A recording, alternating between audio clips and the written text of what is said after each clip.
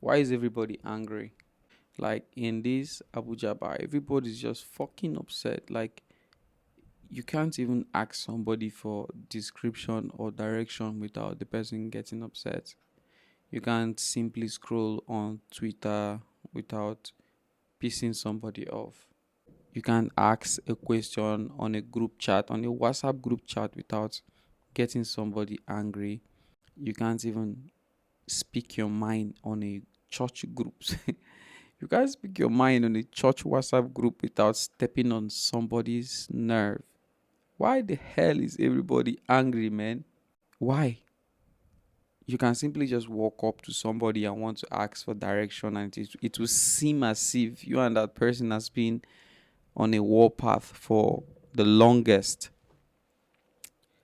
And you have to be very, very constructive with the words that you use. You can't even just ask somebody a simple thing and and hope that they give you the reply that you require. You first of all start apologizing for things that you didn't do. For example, you're trying to ask somebody for a direction. You're going somewhere and you want to ask somebody for direction.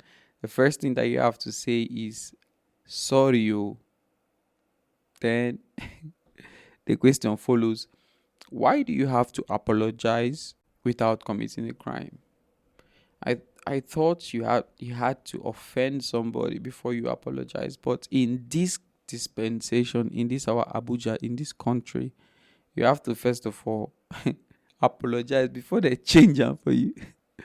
Because there are some questions that can actually attract slap. There are some questions that will attract slap.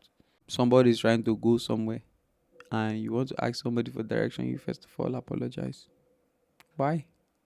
I beg, sorry, you no vex. So I dey look for Banex. It is hilarious, but it is painful. It's not supposed to be like that, but this is how we have grown to be.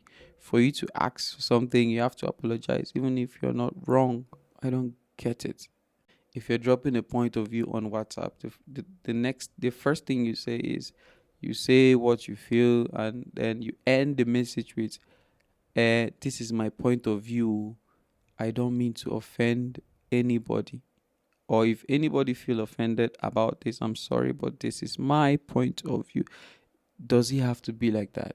We have become so fragile, emotionally fragile, that we can't just simply take a joke or an insult without thinking too much and too hard about it.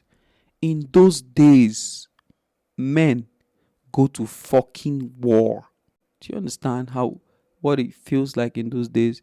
Men go to war. There were no WhatsApp, Snapchat, Instagram, or any of those things.